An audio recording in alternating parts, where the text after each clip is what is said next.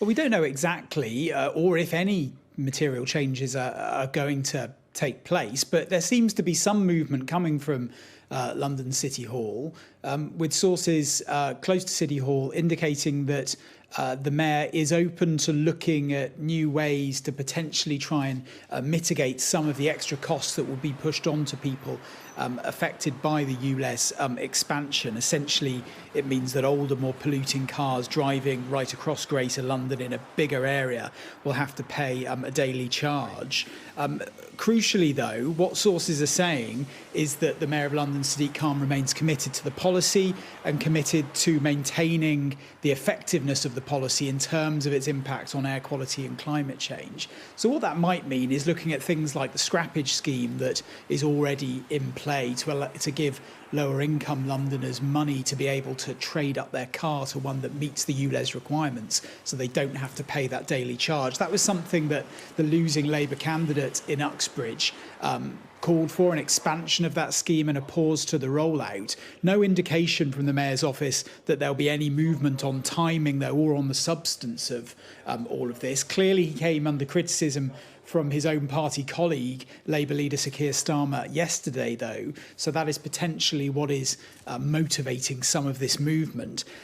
Clearly, this is a very London-centric policy and issue. But I think the fallout from what happened in Uxbridge, where Labour basically lost that by-election and failed to take it because of the ULEZ policy, is that it's leading to a bit of soul-searching in both parties about how you most effectively deliver green policy whilst bluntly not losing too many votes. And in the Sunday Telegraph today, Michael Gove, the Levelling Up Secretary, a senior cabinet minister, has suggested that the green agenda, green policies shouldn't be treated as a religious crusade. And he also called for some environmental measures and policies, such as requirements put on landlords, to be relaxed.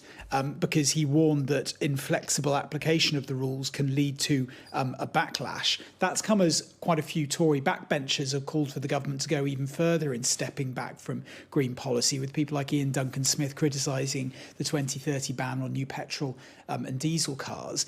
I think the danger for government, I guess, is learning the wrong lessons from Uxbridge in terms of the polling shows that actually green policy and policy to try and improve the environment and to move towards net zero is pretty popular. The challenge is, of course, how you bring that in at a time when prices are rising across the board and people are struggling with rental payments and mortgage payments, how you bring in policies that allow people to make greener choices without it feeling like they are simply being penalised. But I think many people will point to what is going on in roads and across Europe at the moment as evidence that politicians right across the world really need to figure out how they're going to square that circle.